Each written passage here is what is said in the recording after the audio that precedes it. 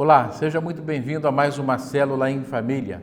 Nesta oportunidade você vai continuar a estudar o livro de Efésios conosco e vai ler comigo Efésios 1, 22 e 23 e Efésios 3, 9 e 13. Enquanto você prepara o livro de Efésios para abrir aí comigo agora, hoje nós vamos falar sobre os remidos, a plenitude de Cristo. Nós, igreja, somos a plenitude de Cristo e vamos ver de que forma somos a plenitude e o que isso influencia nas nossas vidas. Vamos à nossa leitura. Efésios 1, 22 e 23 diz o seguinte: E sujeitou todas as coisas a seus pés, e sobre todas as coisas o constituiu como cabeça da igreja, falando de Jesus, que é o seu corpo, a plenitude daquele que cumpre tudo em todos. Ou seja, Jesus é o foi posto como cabeça da igreja e a igreja como corpo de Cristo. O apóstolo São Paulo ele usa a metáfora. Quando nós usamos a metáfora é a comparação sem nexo comparativo, tem o propósito de fazer uma comparação mais perfeita. Não é exatamente uma comparação, ela é uma transferência de sentidos. Então, o corpo é aquele que age concordantemente com a cabeça, coerentemente com a cabeça. Jesus é o cabeça da igreja e eu e você somos corpo de Cristo. Jesus na cruz, ele fez a obra da salvação. Ele morreu para nos salvar, ele morreu para desfazer as obras do diabo e nós, como corpo de Cristo, temos uma obra para fazer nessa continuação, a obra de Jesus, que é anunciar o Evangelho, que é edificar-nos uns aos outros, que é levar todos ou todas as pessoas à maturidade cristã. É isso que vai falando em Efésios 1 e também comigo você lê Efésios 3, 9 a 13, um texto um pouquinho mais longo, mas ele diz assim: E demonstrar a todos qual seja a dispensação do mistério que desde os séculos esteve oculto em Deus, que tudo criou, para que agora, pela Igreja, a multiforme sabedoria de Deus seja conhecida dos principados e potestades nos céus, segundo o eterno propósito que fez em Cristo Jesus, nosso Senhor, no qual temos ousadia e acesso com confiança pela nossa fé. Portanto, vos peço que não desfaleçais nas minhas tribulações por vós, que são a vossa glória. Aqui nós encontramos os comentários do apóstolo Paulo falando que tudo que Deus planejou, ele mostrou na dispensação da graça, e isso está na igreja. Hoje nós vamos ver 3 pontos que nos trazem uma característica mais clara sobre isso, sobre nossa função.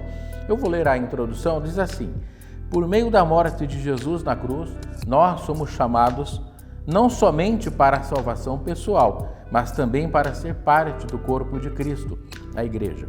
Como corpo de Cristo, somos vocacionados a anunciar o evangelho da salvação a toda criatura e fazer as mesmas obras de Jesus.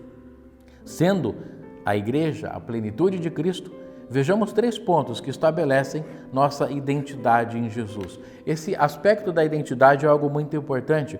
Quais são as obras de Jesus? No Evangelho de São João 14, 12, diz o seguinte: na verdade vos digo que todo aquele que crê em mim também fará as obras que eu faço e as fará maiores do que estas, porque eu vou para o Pai. Jesus estava naqueles textos de João, chegando àquela oração sacerdotal de Cristo e falando do Espírito Santo. Nós, igreja, somos chamados para estas obras. Toda obra que Jesus fez, toda obra que você possa ler na Bíblia que Jesus fez, você e eu, igreja, somos chamados para estas obras. Estas obras engrandecem o nome de Deus, estas obras dão força à nossa evangelização, estas obras glorificam e alcançam pessoas. Somos chamados a evangelizar e a manifestar o poder de Jesus em nossas vidas. Os 3 pontos que estabelecem a nossa identidade, e isso é algo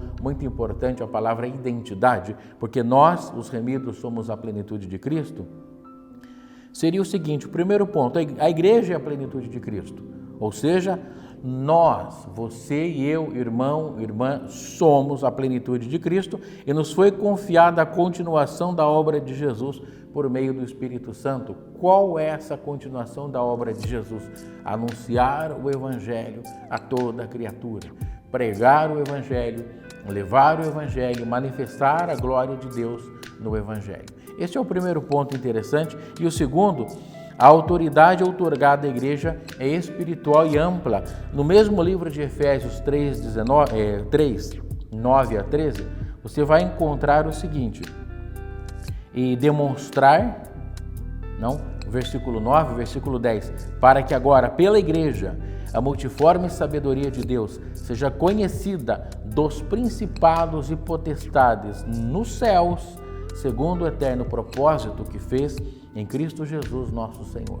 Talvez não tenhamos consciência do poder que a igreja exerce no mundo hoje. Talvez não tenhamos esclarecimento do poder que tem uma oração.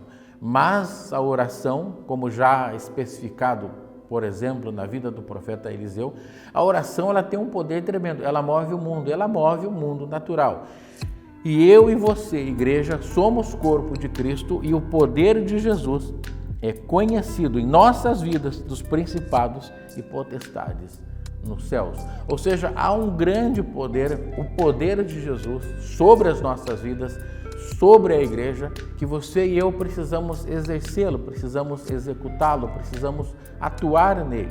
Não? O poder da oração é um deles, o poder da pregação do Evangelho é um deles, o poder da palavra de fé é um deles. A nossa palavra tem poder, a palavra dita dentro da palavra de Deus, ela é instrumento poderoso de poder, assim como aquele centurião falou para Jesus: Senhor, eu também sou um homem sujeito à autoridade, digo a este vai, ele vai, a este vem, ele vem. Ou seja, somente pelo poder da palavra, o milagre foi executado na vida do servo daquele centurião, por meio da fé dele. Então, são poderes concedidos à igreja, poderes característicos de Jesus. Isso é parte da nossa identidade.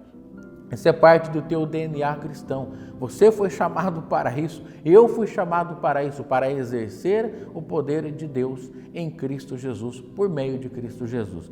O terceiro ponto, ele diz o seguinte: o exercício da nossa identidade não está e não deve estar limitado por condições temporais e terrenas. É uma condição natural. Nós, muitas vezes, temos o hábito de atuar a nossa fé segundo as condições temporais. Ou seja, se eu estou bem, então a minha fé se sente fortalecida. Se as circunstâncias no meu entorno não estão bem, a minha fé ela fica duvidosa. Você pensa, puxa, mas como eu vou fazer isso se eu passo por situações, se eu passo por constrangimentos? Amados, o que você é uma coisa, o que você está vivendo é uma circunstância temporal. A dúvida, o medo, as dificuldades financeiras, as tribulações emocionais, todas elas são circunstâncias temporais, elas passam.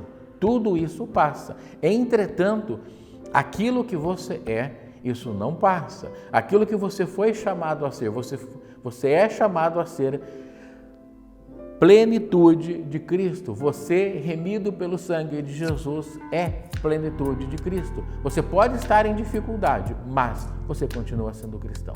Você pode estar desempregado, mas você continua sendo cristão. Você pode estar com um problema no seu relacionamento ou no seu namoro, mas você continua sendo cristão. E é desde a ótica de cristão, desde a ótica de remido, desde a ótica de plenitude de Cristo, é que você vai solucionar ou enfrentar os problemas. Não é desde a ótica do problema. Você não vai encarar o problema como se você fosse um derrotado, como se você fosse um desempregado, como se você fosse um pai de família com problemas na família, ou um namorado ou namorada com problemas no namoro, de forma alguma. Estas coisas são circunstanciais e temporárias. Você vai enfrentar todos os problemas espirituais da ótica espiritual. Você, remidos em Cristo, cheios da autoridade do poder de Deus. Obviamente que para cada circunstância, uma informação, uma sabedoria. Você vai procurar conselhos com seus líderes, com seus supervisores, com os pastores. Você vai conseguir ter graça de Deus para resolver todos os problemas, mas a ótica pela qual você vai atuar é simplesmente a ótica da fé, a ótica do poder, a ótica de que somos remidos em Cristo. Quando você prega o Evangelho, você não prega o Evangelho porque você é um vencedor, você prega o Evangelho porque Jesus Cristo fez de você um vencedor. Jesus Cristo morreu na cruz. A essência do Evangelho é essa, a morte de Jesus por nós. É desde essa ótica que eu e você enfrentamos a nossa vida e laboramos, trabalhamos e anunciamos a palavra de Deus. Partindo destas informações, eu gostaria de concluir da seguinte maneira: é preciso crer e permanecer naquilo que Deus falou de nós. Fomos feitos corpo de Cristo por meio da cruz. E nossa posição e obra são espirituais em Cristo e jamais subordinadas às circunstâncias passageiras e terrenas. Ou seja, nós somos filhos de Deus em Cristo, nós somos corpo de Cristo, a plenitude da obra de Cristo. O poder de Deus é manifesto em nós, por meio do Espírito Santo, em nós, igreja, em nós, na igreja, e é dessa ótica que nós precisamos atuar. É desta ótica que nós precisamos obrar, precisamos trabalhar e precisamos anunciar o Evangelho. Eu quero fazer um convite para você, jovem que nos acompanha, você adolescente que nos acompanha, pai de família, mãe de família, irmãos em geral que nos acompanham. Qualquer circunstância que passe na sua vida, Deus te dará a graça e a sabedoria para solucionar. Principalmente dentro da igreja, como diz o livro de Provérbios, na multidão de conselheiros há sabedoria. Deus te dará toda a graça, Deus te dará todo o poder, todo o milagre que você precise, que você necessite, Deus fará na sua vida. Mas, na hora de pregar o Evangelho e sempre na nossa vida, nós precisamos lembrar, é pelo poder de Cristo na cruz. Nós somos os remidos, a plenitude de Cristo. Ele morreu por nós. E é nesse poder que nós encaramos a pregação do Evangelho. É nesse poder que nós encaramos a obra do nosso Senhor. Que Deus abençoe a sua vida poderosamente. Que nesta célula em família você possa compartilhar áreas da sua vida nas quais possam exercer a função de corpo de Cristo, a autoridade de Cristo, dando exemplo de como nós podemos influenciar nas coisas naturais usando ferramentas espirituais. Então, Deus colocou você e eu como corpo de Cristo com todas as ferramentas espirituais. Assim como diz no livro do que Paulo escreve no livro a Colossenses, Cristo em vós, a esperança da glória. Você, amado, você, amada, tem em Jesus todas as ferramentas para enfrentar todas as circunstâncias, vicissitudes, problemas e preocupações da sua vida. Não há motivo para fugir, não há motivo para se preocupar. Dê um passo de fé, enfrente as circunstâncias, você é um remido em Cristo, você é a plenitude de Cristo. Deus te chama para uma obra e essa obra é poderosa, essa obra é tremenda, essa obra é maravilhosa. Compartilhe na sua célula em família as circunstâncias nas quais tu possas executar essa autoridade. Que tenhamos todos nós uma excelente e uma abençoada célula em família. Que Deus abençoe a todos nós, em nome de Jesus.